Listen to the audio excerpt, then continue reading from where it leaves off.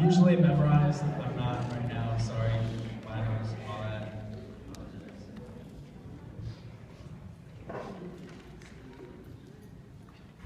This poem is called 30 Years From Now.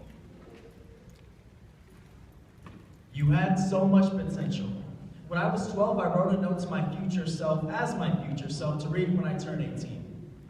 It read something like, congrats, you have received straight A's. You have been admitted into Stanford and UCLA. You are currently dating the prettiest girl and you just won prom king. I did none of those things. When I was 8, I had dreams of being a soccer star. I would show up to class as a floating cape because I was invincible, because I was invisible, because I was a superhero, because damn it, the world is beautiful to a kid who has parents who let him dream the impossible. When I was 5, I liked math. When I drove by the houses, I would add the addresses. My dad, before he started questioning everything I did, would admire my infatuation with numbers.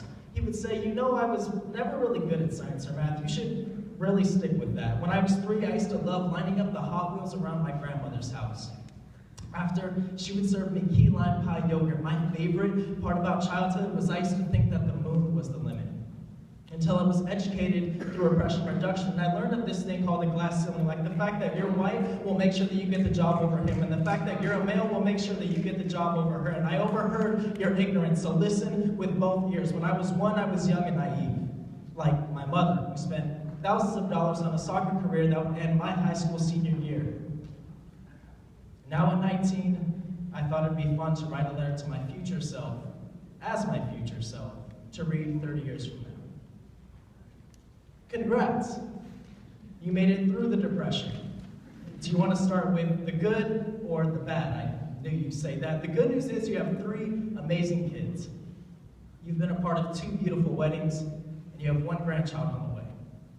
The bad news is both weddings were both yours, along with the divorce papers. You are your father's child. 1 girl just never was enough, was it? But my God, I admired your passion back then. Your poorly calculated courage of touring the country doing spoken word. You would stand in lines at Six Flags unknowing you were too short for the rides. You would collect tickets at the arcade unknowing there wasn't a prize. You would neglect your mother even when she begged for a phone call. Now her multiple sclerosis is worse than ever, and you don't have money, a house, or a wife to clarify why you didn't show your mother love and attention, love and affection. Subsequently, your kids are Republicans after seeing your failings. The dreamer dies alone, that's what life has taught me. You had so much potential, but your ambitions were costly. You have stacks of writings, but not an ear will listen. You made your decision, you haven't a soul to blame. You should have listened to Pops.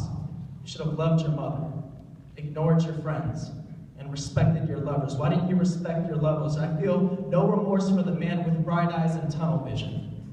You are no exception. P.S. I pray you prove me